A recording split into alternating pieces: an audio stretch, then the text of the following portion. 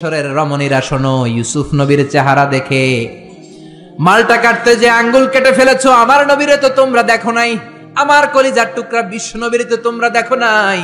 বিশ্ব নবীরে যদি তোমরা একটি নজরের জন্য দেখতা, মালটা কাটতে যে আঙ্গুল নয়, প্রত্যেকের কলিজাটা কেটে কেটে খান খান করে দিতা।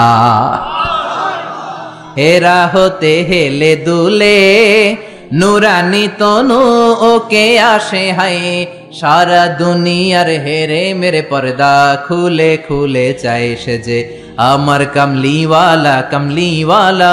তার ভাবে বিভোল রাঙা পায়ের তলে, পর্বত জঙ্গল টল মল টলে, খুরমা খেজুর বাদাম জাফরানি ফুল ঝরে ঝরে যায় সে যে আমার কামলিওয়ালা কামলিওয়ালা। চিল্লায় পড়বেন আল্লাহু আকবার।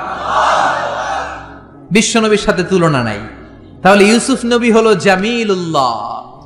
তারপরে দাউদ আলাইহিস সালামের টাইটেল হচ্ছে সৌতুল্লাহ, আজমালুস সৌত, সবচেয়ে চমৎকার কণ্ঠ ছিল। উনি জাবুর কিতাব যখন তেলাওয়াত করতেন, আকাবা উপসাগরের কিনারে বসে সাগরের মাছগুলো সাগর ছেড়ে দিয়ে ডাঙ্গায় উঠে যেত, পাহাড়গুলো নাচতে শুরু করতো। কোরআনে আছে না নাই? আকাশে ভেসে যাওয়া পাখিগুলো ড্রপ দিয়ে মুহূর্তের মধ্যে জমিনে নেমে যেত। কিন্তু উনার কণ্ঠ কি বিশ্বনবীর চাইতে সুন্দর কণ্ঠ? There is no comparison with our prophet. আমাদের নবীর সাথে কোন নবীর কোন তুলনা নাই। চিল্লা এখন সুবহানাল্লাহ। এভাবে এক এক নবীর এক এক মর্যাদা দিয়েছে কে?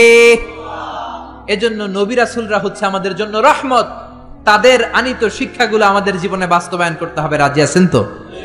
এবার আমরা নবী এবং রাসূলদের ব্যাপারে common, something common among every profits in the world, পৃথিবীর সব নবীদের মধ্যেই ছিল এমন 10টা বিষয় শুনে আলোচনা শেষ করব। পড়েন ইনশাআল্লাহ, যদি আপনাদের আগ্রহ থাকে শোনার। আগ্রহ আছে তো? কষ্ট হচ্ছে না তো? আমাকে যেই সহযোগিতাটা আপনারা করতে পারেন, জিজ্ঞেস করলেই বারুদের মতো উত্তর দিতে হবে। রাজি আছেন তো? প্রিয় ভাইয়েরা, 10টা। কয়টা মনে থাকবে?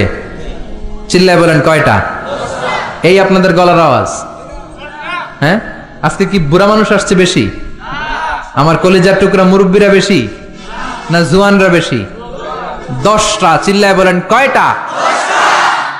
এই যতক্ষণ বলবো ততক্ষণ আওয়াজ এরকম হইতে হবে, ভলিউম হইতে হবে এরকম। চিল্লায় পড়েন আল্লাহু আকবার। আল উমুর আল মুতাআল্লাকা বাইনা জামিউল আম্বিয়া, এমন কিছু বিষয় যেগুলো সব নবীর সাথে ছিল। নাম্বার ওয়ান হচ্ছে রেভেলেশন। আরবি ইংরেজি বাংলা মিলায় বলতেছি, বুঝতেছেন তো? রেভেলেশনের আরবি হচ্ছে আল ওয়াহি, ওহী। সব নবীর কাছে ওহী দিয়েছে কে? ওহী ছাড়া কি নবী হওয়া যায়? ওহীর ইংরেজি হচ্ছে রেভেলেশন, সিক্রেট মেসেজ, গোপন বার্তা। যে দেয় সে জানে, আর যে পায় সে বুঝে, বাকিরা কেউ বুঝে। বিশ্বনবীর কাছে যখন ওহী আসতো বাকিরা বুঝতো? বিশ্বনবীর কাছে মাঝে মাঝে মৌমাছির ভন ভন আওয়াজের মতো ওহী আসতো। সাহাবারা চারদিকে মৌমাছির ভন ভন ভন ভন আওয়াজ শুনতে পেতেন, কিন্তু কোনো মৌমাছি নাই। আসলে এটা মৌমাছি নয়, কোরআনের আয়াত নাজিল করছে কে? তার মানে যে পাঠায় সে জানে, আর যার কাছে আসে সে জানে, আশেপাশের কেউ জানে না। সব নবীকে আল্লাহ ওহী দিয়েছেন, ওহী ছাড়া কেউ নবী হতে পারে। এজন্য আল্লাহ বলেন ইন্না আওহাইনা ইলাইকা কামা আওহাইনা ইলা নূহি ওয়ান নাবিয়িনা মিন বাদি। ও নবী, আমি আপনার কাছে ওহী দিয়েছি যেমনটি আমি ওহী দিয়েছি সাইয়েদনা নূহ আলাইহিস সালামের কাছে, যেমনটি আমি ওহী দিয়েছি সব নবীদের কাছে। ঠিক কি না? সবার কাছে ওহী দিয়েছে কে? ওহী ছাড়া নবী হতে পারে? ওহী হচ্ছে গোপন বার্তা। সব নবীর কাছে এই গোপন বার্তা আসতো। সব নবীদের কথা একরকম ছিল, কোন নবীর কথার সাথে কোন নবীর কথার কোনো ব্যামিল ছিল না। ঠিক কিনা? আমাদের এক পীর সাহেব এক ধরনের সবক দেয়, আরেক পীর সাহেবের কাছে গেলে দেখবেন সবকটা আরেক ভাবে দেয়। আছে না নাই? এক দলের কাছে গেলে এক স্লোগান দেয়, আরেক দলের কাছে গেলে আরেক স্লোগান দেয়। আছে না নাই? কিন্তু নবীদের কথাই কি ভিন্নতা ছিল? কোন নবী বলেছেন আল্লাহ একজন, আরেক নবী এসে বলেছেন না আল্লাহ দুজনও হতে পারে। এমন কি হয়েছে? কোন নবী বলেছে আখেরাত আছে, আরেক নবী এসে বলেছে আখেরাত নাও থাকতে পারে। এরকম কি হয়েছে? এদের কথায় কোনো বৈপরীত্য নাই, কারণ সব নবী মন গড়া কথা বলতেন না, তারা ওহীভিত্তিক কথা বলতেন, মন মস্তিষ্ক প্রসূত কথা তারা বলতেন না। নবীদের কাছে কথা আসতো একটা হেডকোয়ার্টার থেকে, ওই হেডকোয়ার্টারটা কার? সবাই বলেন কার? এজন্য আল্লাহ বলেন ওয়ামা ইয়ানতিকু আনিল হাওয়া ইন হুয়া ইল্লা ওয়াহয়ু ইউহা। আমার নবী হাওয়া থেকে কথা বলেন না, মন গড়া কিছু বলেন না। রব্বুল আলামিন যখন নবীর কাছে ওহী পাঠিয়ে দেন, ওহী শুনে শুনে ওই কথা বলেন, ঠিক কিনা? তাহলে বোঝা গেল সব নবীর কাছে আল্লাহ ওহী পাঠিয়েছেন, ওহী ছাড়া নবী হতে পারে। 2 নাম্বার হলো আল খুলুকুল হাসান। আল খুলুকুল হাসান মানে সুন্দর চরিত্র, গুড ক্যারেক্টারিস্টিক্স, ভালো চরিত্র। আমরা দেশে স্লোগান শুনি, আমার নেতার চরিত্র ফুলের মতো পবিত্র। আছে না নাই? জোরে বলেন আছে না নাই? নামাজ নাই, এক ওয়াক্ত আছে না নাই? এই যে আমার নানা তাফসীরুল কোরআন মাহফিলের জন্য পাগল, যেখানে আমার মাহফিল দৌড়ে ছুটে যায় সেখানে। ওনার বাড়িতেও গত বছর মাহফিল করিয়েছে। এরকম নেতার দরকার আমাদের সমাজে আছে না নাই? সুখে দুঃখে থাকবে, মসজিদে যাবে, নামাজ পড়বে, ইসলামের পক্ষে থাকবে, এরকম নেতাকে আমরা নির্বাচিত করব। চিল্লায় বলেন ঠিক কিনা? সে কোন দলের, সে কোন মতের, সে কি করে, ওটা দেখার বিষয় না। আমার দুঃখে সে আছে, দেশের কল্যাণকামী, 16 কোটি মানুষের কল্যাণকামী, ইসলামের পক্ষে থাকে, আলেম ওলামাদেরকে সম্মান করতে জানে, কোরআনকে সম্মান দিতে জানে, সেই হবে আমাদের নেতা। চিল্লায় বলেন ঠিক কিনা? এজন্য সব নবীকে আল্লাহ দিয়েছেন আল খুলুকুল হাসান, সুন্দর চরিত্র। আমার নবীর চরিত্র ফুলের চাইতেও পবিত্র। ফুলের মতো পবিত্র বললে আমার নবীর সম্মানকে খাটো করা হবে। আমার নবীর চরিত্র ফুলের চাইতেও, পা থেকে মাথা পর্যন্ত একটা দাগ ফেলানোর মতো জায়গা আল্লাহ রাখে নাই। চিল্লায় বলেন ঠিক কিনা? বন্ধুদের সাথে যেমন আচরণ করতেন, বিবির সাথে তেমন আচরণ করতেন, কর্মচারীদের সাথে তেমন আচরণ করতেন, জিহাদের ময়দানেও তেমন আচরণ করতেন। জোরে বলেন ঠিক কিনা? বিশ্বনবীর বিচার ছিল ইনসাফপূর্ণ বিচার। বিশ্বনবীর আচরণ ছিল মানবতার জন্য শান্তির আচরণ, শান্তির পয়গাম। বিশ্বনবীর ঘরেও মাঝে মাঝে ঝগড়া হতো, কারণ মানুষ তো নাকি তারা ছিলেন ফেরেশতা? বিশ্বনবীর 11 জন বউ ছিল, কয়জন? জোরে বলেন, আরো জোরে। 2 জন ছিল দাসী।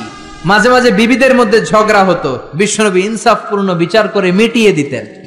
বিশ্বনবীর একমাত্র কুমারী বউ ছিল মা আয়েশা। মা আয়েশা একবার পায়েস খাচ্ছিলেন। বিশ্বনবীর আরেক বউ নাম হচ্ছে সাফিয়া, তার ঘরে ঢুকে কথা প্রসঙ্গে ঝগড়া বাঁধিয়ে ফেললেন। তর্ক বিতর্ক, ঝগড়ার এক পর্যায়ে মা আয়েশা রেগে পায়েস নিয়ে মা সফিয়ার গালের মধ্যে পলিশ করে দিলেন। কি করে দিলেন? রাগের মাথায়। তারা মানুষ ছিলেন। সাফিয়া কান্না শুরু করে দিলেন।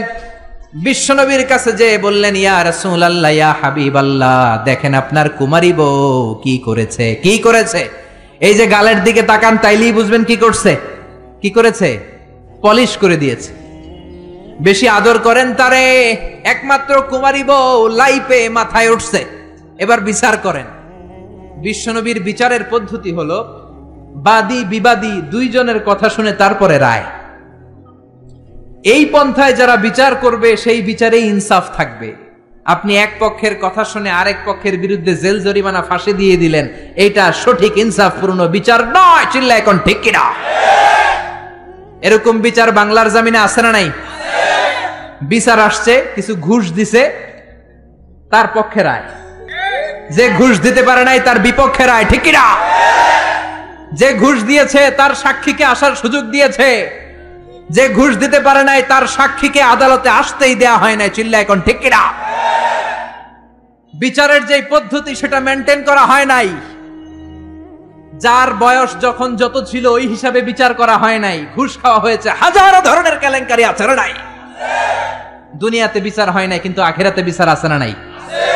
গ্রামের সালিশি বিচার, সামাজিক বিচার, সুপ্রিম কোর্টের বিচার, রাষ্ট্রীয় বিচার, এই সবগুলোর বিচার একদিন হবে। চিল্লায় বলেন ঠিক কিনা? সব বিচারের আসল বিচার একদিন হবে কিয়ামতের ময়দানে। সেদিন হবে ফাইনাল খেলা। কোন খেলা? জোরে বলেন কোন খেলা? দুনিয়াতে যেমনি ফাইনাল খেলাতে গ্যালারি ভর্তি দর্শক, সেদিনের ফাইনাল খেলায় গোটা বিশ্বের সব নবী আর তার উম্মত সহ থাকবে সেদিনকার। দর্শক চিল্লায় বলেন ঠিক কিনা? বিশ্বনবী বললেন, সাফিয়া তোমার কথা শুনলাম, এবার আয়েশার কথা শোনার দরকার আছে না নাই? আয়েশারে ডাকো। আয়েশারে বললেন, আয়েশা সাফিয়া এমন এমন বলেছে, আসলে তুমি এমন এমন করেছো নাকি বলো। আয়েশা বললেন, ইয়া রাসূলুল্লাহ, আসলে আমি এমন করেছি। যখন আমি এমনটা করেছি আমার মেজাজ গরম ছিল, পরে আমি বুঝতে পারলাম কাজটা করা ঠিক হয় নাই, তার গালে পায়েস মাখা ঠিক হয় নাই, আমি ভুল করেছি, ইয়া রাসূলুল্লাহ আমারে ক্ষমা করে দেন। এবার বিশ্বনবী দুইজনের কথাই শুনলেন, ঠিক কিনা? নাকি একজনের কথা শুনেই রায়? কয়জনের কথা? বাদী বিবাদী দুইজন সামনে আছে না নাই? এখন রায় দিলে এই রায়ে খুশি হবে কে? আরো জোরে বলেন কে? বিশ্বনবী বললেন, আমার রায় হলো কিসাস। আমার রায় কি? কিসাস মানে সমান সমান। কিসাস মানে আপনি ঘুষি দিছেন আমিও ঘুষি, আপনি গুতা দিছেন আমিও গুতা, আপনি বেসকি দিছেন আমিও বেসকি দিব, এটার নাম কিসাস। এটার নাম কি? বিশ্বনবী বললেন, আমার বিচার হলো কিসাস। ও আয়েশা, তুমি যেমনি সাফিয়ার গালের মধ্যে পায়েস দিয়ে পালিশ করেছো, সফিয়াও পায়েস নিয়ে আয়েশার গালের মধ্যে পলিশ করে দাও। সুবহানাল্লাহ, কি সুন্দর বিচার। সাফিয়াও পায়েস নিয়ে আয়েশার গালের মধ্যে পলিশ করে দিল, সফিয়াও হেসে দিল, আয়েশাও হেসে দিল, বিশ্বনবীও হেসে দিলেন। আরশের উপর থেকে খুশি হয়ে গেলেন কে? এজন্য সব নবীকে আল্লাহ দিয়েছে আল খুলুকুল হাসান, উত্তম চরিত্র। সকল নবীর চরিত্র ফুলের চাইতো। 3 নাম্বার হলো তাওহীদ। সব নবী তৌহিদের দাওয়াত দিয়েছে। কিসের দাওয়াত? তৌহিদেরই মুর্শিদ আমার মুহাম্মাদের নাম বলো, মুহাম্মাদের নাম। আল্লাহর নাম জপলে বুঝতে পারি আল্লাহরই কালাম বলো, মুহাম্মাদের নাম। সুবহানাল্লাহ পড়েন। এজন্য রব্বুল আলামিন বলেন, সব নবীর একটা কমন দাওয়াত ছিল, সেটা হচ্ছে তাওহীদের দাওয়াত। সব নবীরা বলেছেন, ইয়া কওমি ইবুদুল্লাহা মা লাকুম মিন ইলাহিন গায়রু। ও আমার কওমের লোকেরা, আল্লাহ ছাড়া কারো ইবাদত করো না। কি হলো তোমাদের? ইবাদত করলে করতে হবে একজনের, তিনি কে? ডাকতে হলে ডাকতে হবে একজনকে, তিনি কে? একদল আছে আল্লাহর কাছেও চায়, মসজিদেও যায়, দরগায়ও যায়, দুর্গায়ও যায়, আছে না নাই? এত জায়গায় যাওয়া যাবে না, এত জায়গায় কপাল ঠেকানো যাবে না। কপাল ঠেকাতে হবে একজনের কাছে, তিনি কে? এজন্য খবরদার, চাইতে হবে একজনের কাছে। মাজারে যে চাওয়া যাবে না, মরা লাশের সামনে দাঁড়িয়ে চাওয়া যাবে না, চাইতে হবে আল্লাহর কাছে। কেউ যেটা পারে না সেটা পারে কে? কেউ যেটা দেয় না সেটা দেয় কে? কেউ যেটা বোঝে না সেটা বোঝে কে?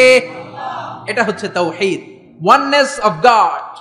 আল্লাহ যে এক, ওই এক আল্লাহর কাছেই চাইতে হবে। আল্লাহ ছাড়া কারো কাছে চাওয়া যাবে? অন্য কারো কাছে যদি চান, এটা শিরক হয়ে যাবে। আল্লাহ সব গুনাহ মাফ করে দেন, কিন্তু শিরকের গুনাহ মাফ করবেন। এজন্য হাদিসে কুদসিতে আল্লাহ বলেন, আমার কোন বান্দা যদি কিয়ামতের কঠিন ময়দানে পাহাড় পরিমাণ গুনাহ নিয়ে, সাগরের জলরাশি পরিমাণ গুনাহ নিয়ে হাজির হয়ে যায়, আর ওই গুনার মধ্যে যদি শিরকের গুনাহ না থাকে, আমি আমার বান্দার কাছে পাহাড় পরিমাণ ক্ষমা নিয়ে হাজির হয়ে যাব। এজন্য শিরক করা যাবে না, ডাকতে হবে একজনকে, তিনি কে? সব সময় আল্লাহর কাছে চাইব। পরীক্ষায় সফল হতে চান, চাইবেন কার কাছে? বিয়ে করতে চান, তাকওয়াপূর্ণ স্ত্রী চান, নেককার বিবি চান, দিতে পারে একজন, তিনি কে?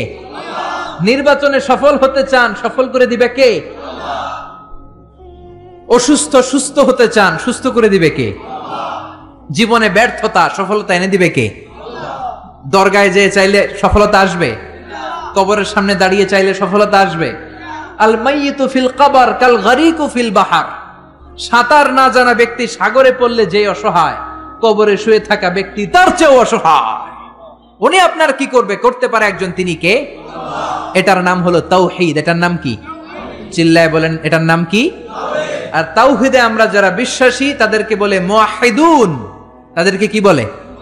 আমরা সবাই হচ্ছে মুওয়াহিদুন, আমরা এক আল্লাহ বিশ্বাসী। চিল্লায় বলেন ঠিক কিনা?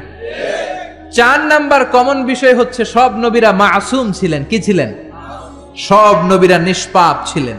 নবীদের ভুল ছিল না, নবীদের গুনাহ ছিল না।